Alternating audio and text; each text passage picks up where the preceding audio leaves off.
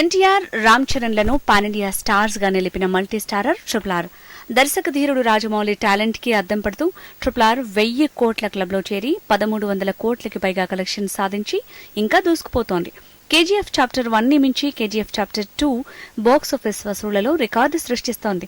1100 కోట్లకి పైగా వసూలు సాధించి ఇంకా జైత్రయాత్ర చేస్తోంది. ఈ చిత్రం గురించి ప్రముఖ దర్శకుడు రామ్ గోపాల్ వర్మ రీసెంట్ గా చేసిన ట్వీట్ సోషల్ మీడియాలో వైరల్ అవుతోంది.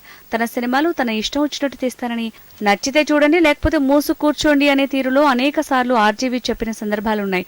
కానీ ఇతరుల సినిమాల గురించి వివాదాస్పద వ్యాఖ్యలు చేస్తూ మీడియాలో ఫోకస్ అవుతూ ఉంటాడు ఆర్జీవీ. కేజీఎఫ్ 2 ఘన విజయం గురించి కవితాత్మకంగా స్పందించాడు ఆర్జీవీ. కేజీఎఫ్ 2 ఒక పెద్ద చీకటి మేఘం లాంటిది.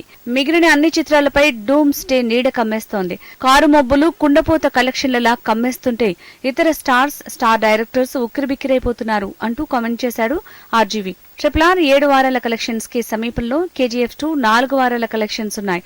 దాంతో ఎన్టీఆర్, రామ్ చరణ్, రాజమౌళిలను టార్గెట్ చేస్తూ ఆర్జీవీ కామెంట్ చేశాడనే టాక్ వినిపిస్తోంది.